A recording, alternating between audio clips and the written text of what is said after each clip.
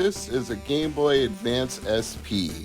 There's a good chance that even if you're not in the retro gaming scene, you know what a Game Boy Advance is, and you might even know the SP because of the reputation it had for being portable and enjoyable. With its fold-up clamshell design, you could stick it in your pocket and take it anywhere you wanted. And this particular model, the SpongeBob edition of the Game Boy Advance SP, is renowned for having an extremely bright backlit screen with two different brightness settings that you can adjust using the button at the very top. It is probably my favorite of the Game Boy Advance line, and I've got a lot of different variations, but as you can tell, this particular one has seen quite a lot of use over the years. The colors are faded, the hinges are worn, the back is not pristine, but that's because it has been well used and well enjoyed, and it is a quality system that continues to serve me well. This is not a Game Boy Advance SP. Now, it has a similar form factor with a clamshell design, but it does not have the same thickness. It is considerably more beefy than a Game Boy Advance SP, and it has a different set of buttons on the inside. You see, we only have A and B, whereas this has A, B, X, Y. And you're wondering, what's going on here? Well, I can give you the answer. This is the Anbernic RG35XX SP.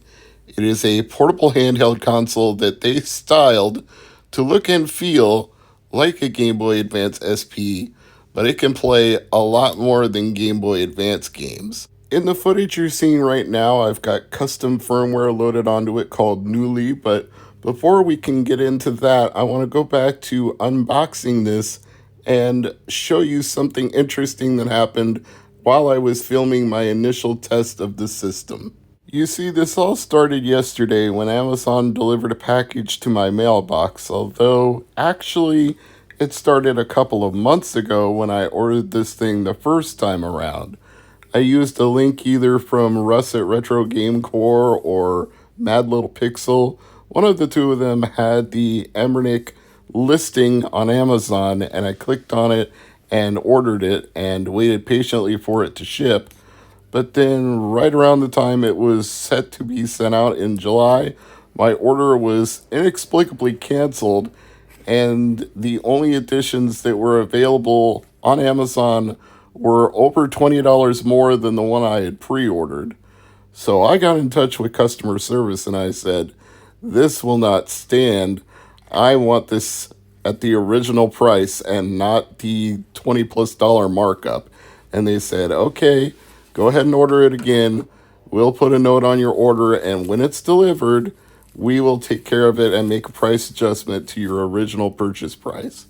So, credit to Amazon customer service. That still doesn't explain why my original order got canceled, but at least they're making it right in the end. In at least one respect, I'm actually better off that they canceled my original order because my replacement order is transparent, whereas the original one was just a solid yellow, off yellow color. So this one actually looks more cool when you open it up. Not that coolness really matters, functionality matters. We want to know what this thing can do, right? But it's still nice that it's transparent because there aren't many handheld consoles that look like that, so it definitely stands out.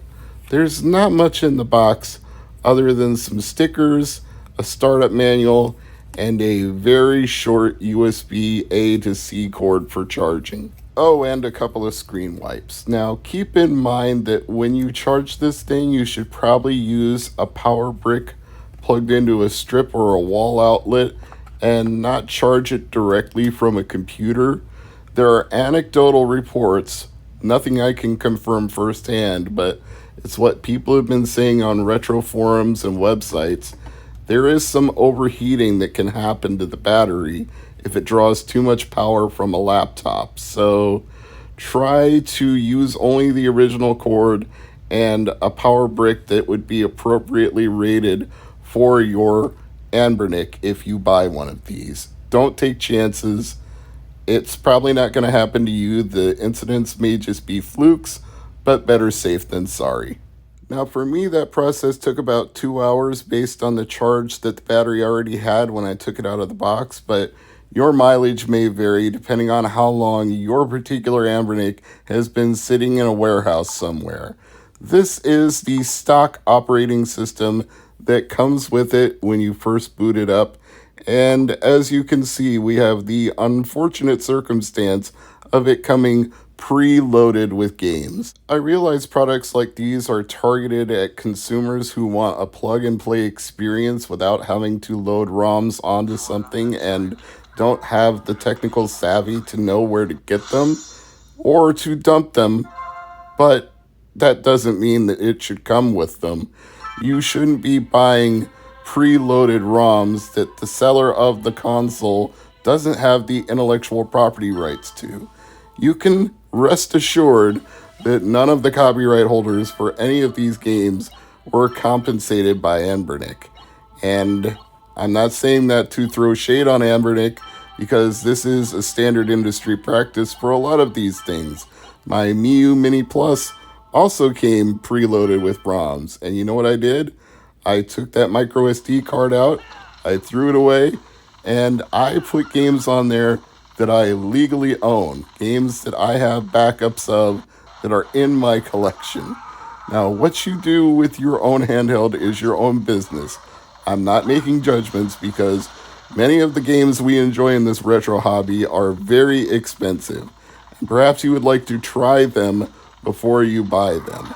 So please, choose whatever option works best for you. Speaking of options, at some point I'm going to have to load some ISO images for PSP onto the custom firmware. I didn't do it in this video, but on the stock firmware, the performance seems to stutter a little bit. But I also think that might be pushing the practicality of what you would really want to do with a console design like this, because some of those games are meant for analog sticks, and this doesn't have any analog sticks. Now, you can do HDMI output to a television and connect a Bluetooth controller to this, and then you could play those games with analog sticks. So it's a possibility. I'm just saying, in its handheld iteration, holding it in your hands, it's not going to really work that well for games that require twin sticks. If you're using it like a console hooked up to a television, then by all means, PSP may be something you want to do. But I think 8-bit and 16-bit games are probably the only things you're going to want to play in handheld mode. So, thanks to the Retro Game Core website, I learned about the custom firmware that was available for the RG35XX line, and I decided to give Newly a try. Or Nully. I'm going to call it Newly. I'm not sure what the correct pronunciation is, but while I was installing it, the power went out. You can see everything around me other than the handheld, and my MacBook just went to black. This threw a monkey wrench into my plans for filming, and I decided to stop what I was doing right here and postpone it till the next day. Thankfully, the power came back on in an hour and a half, but I didn't want to drain the batteries and everything while I was waiting for it to come back on. So this brought filming yesterday to an abrupt end.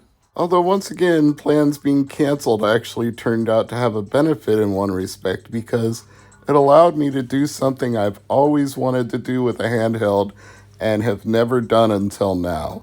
There is a virtual machine or virtual console, whatever you want to call it, called Pico-8. It is designed for hobbyists and enthusiasts to both play and code games like they were making software for a handheld back in the day, but this handheld never actually existed.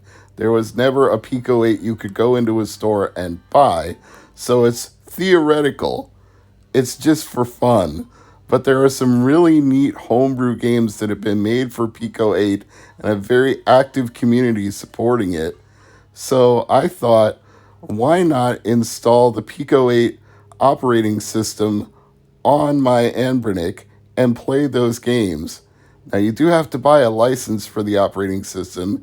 It costs $14.99, but once you have it, you can download the Linux zip file of it and put those files in the correct folder on your Anbernic, and there you go. You can play homebrew Pico-8 games, most of which, not all, some are sold on itch.io, but most of which are available for free to the community, such as this version of Celeste, which, if I understand correctly, was the precursor to the Celeste that we all got on consoles like PS4 and Nintendo Switch. This is where it all got started. It was a Pico-8 game first. And you can actually play the Pico-8 game in Celeste if you find a computer terminal and boot it up. Your character can play that game in the game. It's a game within a game. But yes, you can play Pico-8 on your Anbernic if you buy the license for the software for the operating system. But you can also play PC Engine games, Sega Genesis games, Game Boy Advance games, NES games. I think anything I've tried from the 8 or 16-bit era has been a breeze with this system.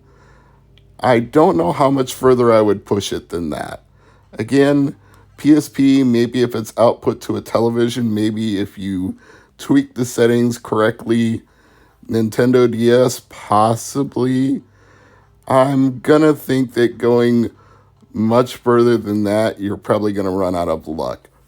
Now, I'll leave it to the retro game core type channels of the world to tell you what the peak performance is, whether you could do like Dreamcast and PS2, but for me, for a handheld, that's not the kind of thing I'm interested in anyway. I'd rather play those games on a television and with a wireless controller in my hand. I want a handheld experience, and this gives me things I could play on a Game Boy Advance in a handheld form, except it's not a Game Boy Advance. This is not a Game Boy Advance. It looks like one, but it can do way more things than a Game Boy Advance could ever do. I'm going to say, in closing, that if you can get this for under $100, I feel like it's a good value. If you're buying it from a reseller for more than that, you're paying too much. But I think it's a fun little system that does have dual SD card slots, so you can use one for your operating system and one for your backups of your games. And even if you just want to play Pico-8 games, I could recommend it on that basis, although it would be a pretty expensive way to do that, considering you could just buy the license and play them on your personal computer. But hey, I think the Anbernic RG35XX SP is fun.